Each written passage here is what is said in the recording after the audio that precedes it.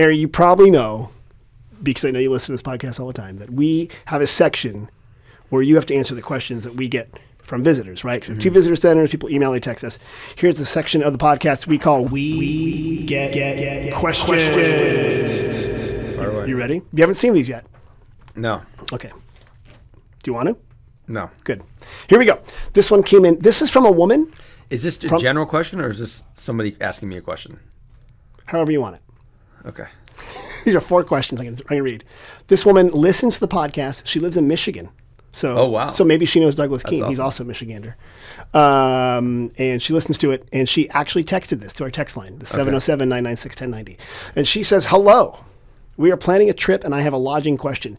Is there a local alternative to booking vacation home lodging that avoids using national websites like VRBO and Airbnb? We're trying to spend our dollars locally. Thank you. Her name is Kathy. So thank you, Kathy. So are there local vacation rental agencies, do you think? Off the top, I mean, yes, there are. Off the top of my head, I don't. I without like going on Google, right? Without which looking. is what she could probably do, right? I have some friends that have. Right. Well, I would say Hunt Bailey's runs Sonoma Valley Escapes, yes, which is a local company. That's local. And he manages a bunch of stuff there. So Hunt's one. We do have a lot of different companies that are here that are not. Yeah, we do. Again, I'm just not. It's not like where my head is, so I couldn't. It's not your world, is it? No. Okay. I live like right. This. That's how you look at stuff right there. Like, that's how I'm living right now, Tim. What pot is boiling right now? So there you go. So Kathy, you're right. Sonoma Valley Escapes is one. Also, if you go to sonomavalley.com, click on lodging and then also vacation rentals. And there are a lot of local ones. I should also note Airbnb and VRBO. A lot of those lodging places are on there. It's a booking channel, but you will keep your money locally and save them money and maybe yourself some money if you book direct. So good one. Here's one we got. Someone called us. This is a funny one. What do you know about the Hood House? Have you ever heard of the Hood House? Never heard of the Hood House. Well, have you? I vaguely did, and the reason why is because I know Hood Mountain. And if you go up to St. Francis Winery, it's Pythian Road, and you go to, you wouldn't go there because you're too old, but it's a juvenile detention center. Oh, really? At Los Gilicos. There is a house up there called the Hood House, and it was a mansion that was built. It's not open to the public, so if you want to go there. Is it like maintained? Is it a private? No, it's kind of decrepit and supposedly falling apart, but it's beautiful inside of here.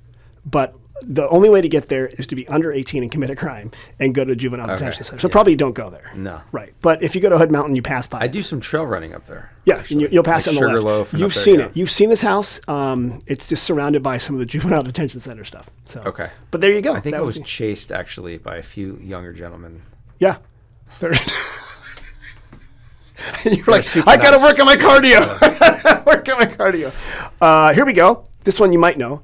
Best places to go that offer free corkage for Sonoma County wines. I mean, I don't mind paying corkage, but just interested to know what's out there. This is on the Sonoma County Wine Imbibers Facebook. Okay, I would say our restaurant on Wednesday. GlenEllenStar.com. Yep. GlenEllenStar.com. I'm going to give a shout out to the Fig Cafe. Oh, good. Next to us in Glen Ellen. Awesome. They waive corkage. Good. I think it's every night. I'm not sure. Okay. Corkage is a sensitive subject in Sonoma. Why? What is corkage? And why? Well, corkage is the fee that a restaurant would charge for a guest to bring in their own wine.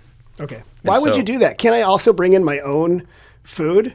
Right. Yeah. And so I actually had this discussion with a realtor when we first opened, when I didn't know about the sensitive. I did know the Fig waive corkage. Right. So what we did, we charged a $15 corkage when we opened. Okay. We donated half to Jack London State Park. Oh, that's great. When we opened. Yeah. We don't do that anymore. People threw a fit. Locals did. And we said, you don't want to support your local state park? And they're like, we're not paying corkage. And I was like, whoa. We're just trying to like sort this thing out. That was like the first 2 years. Welcome. And I remember having a conversation with a realtor. Yeah. And I was like, she's like, I'm a local. I'm like, well, I'm a local too. I might want to buy a house. This is a horrible way to start off a conversation for you. And she's like, I should be able to bring my wine. I was like, listen, lady, I was like, we sell wine. If you don't buy wine, you use my glasses. I wash it. I break a glass. You use my server's time. We have to open your bottle. I'm heating this room. Yeah, I mean, you're here. Yeah. So what if I came to your house and bought a house and I said, I want to bring my own bathroom? That's right. She's like, you couldn't do that. I was like, there you go.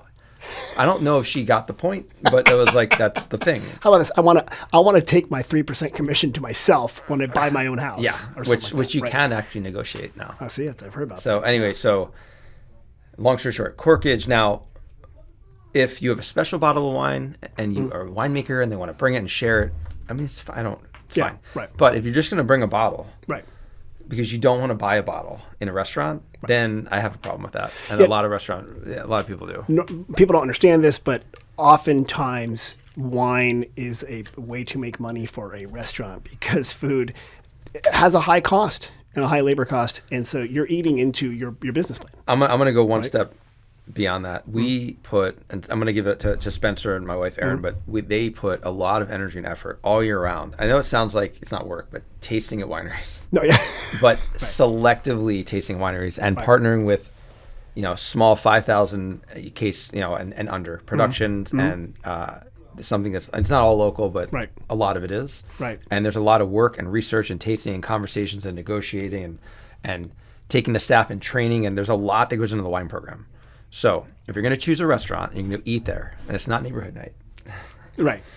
you might want to just look at the wine list because if it's well curated, Right. it's there. Everything's there for a reason. Right. And I think it's a wonderful way, an additional way to experience a restaurant and especially Sonoma wines in a restaurant. I think you're spot on because 99.9% of the restaurants in Sonoma Valley and Sonoma County really pay attention to their wine list. Yeah.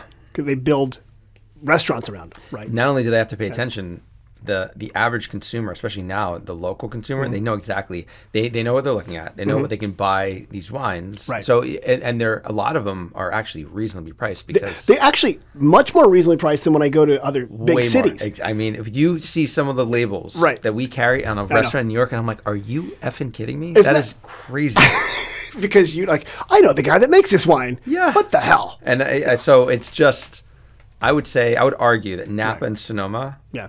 or any wine region, it's like you go there, you're going to have a competitive wine list. And, yeah. So, and that's the whole thing. Like, free corkage, there are some on the local nights, usually on a Wednesday at some places. But hey, unless you have an incredibly special wine from, you're celebrating your 50th anniversary and you have this wine from 50 years ago, whatever, and you're going to give a little bit to the server, whatever, to share. But there's no real reason to bring it or expect free corkage. Here's a compromise, and buy one, get one. The BOGO, So I like that. Yeah, if you buy a bottle of wine, we'll usually let you open a bottle of wine. There you go. It's like, That's I mean, smart. that's I like all it. it is. It's Okay, not, good. That's a good answer. Thank you. And it's funny that we call it corkage instead of like drinkage or porridge or something. But I guess they think it's pop a the marketing corks. term. I think it's Really? They don't call it twistage when you get the Stelvin enclosure. So No, correct. Final question, Ari. You ready? 4 of us, and they mentioned they were adults. I don't know why. 4 of us adults will be in Sonoma March 27th to April 1st. Are most wineries open on Easter Sunday? Are there other events, special brunches or lunches happening that day? I would say that's probably a very busy day. Yep. I think Yep. For most wineries. Yep. I couldn't guarantee all of them are open, Right. unless you're super religious or yeah, into that. But right. yeah, I would say they're all open. usually and, open. And are there brunch? So we're not open for brunch. Are they looking for brunch or dinner? Brunches or lunches happening that day. Okay. So I'm not really. You're not a brunch guy, are you? I'm not a. Well, I mean, we're not in a business sense. I enjoy brunch. Right, but as running a brunch, But for running people, I mean, bottomless our restaurant mimosas. is very slow, very small. Yeah. And we tried to open for lunch when we first started, and it was just too. It was Didn't crazy. pencil out. It was too small. Let's see. One of my favorite Mother's Day and or Easter brunch, and this is firsthand because I'll go, is the Fairmont. It's fantastic. Fairmont Sonoma Mission Inn. Yeah. So Fairmont Sonoma Mission Inn. I would argue, and you know who else does a really good job is Wit and Wisdom. Oh yeah, okay, at the lodge. Yeah. Good. Both. Yeah. And They what's do- nice, most hotels here have very good restaurants. Yeah. And they'll be open at those times. And they kind of, that's like a big day for them, so they put a lot of energy into it, Right. and it's yeah. So I would say those are two, like, okay. probably guaranteed open and Ready to go. creative and Right. yeah, good time. Most things are open around Easter Sunday. Even you mentioned ones that might even have a more religious bent. Klein Cellars does do an Easter Sunday service. Oh, is that a right? morning service. Yeah, so it's kind of nice for the family. They like to do that, and every year they invite the public. Yeah. And then I think they do like Easter eggs and stuff. So Yeah. And the square does the Easter. they do the Easter. Yeah, Our kids are older now. They won't do that anymore. That's always madness because the eggs fun. are gone in the first like So minute fast. and a half. So we were like a minute late one year. Sorry, and it was done. There's no more eggs. It was done. It's so crazy. And it brings out the best in people when you see a mom with a venti latte screaming at her kid and like, go get that egg! And it's good times.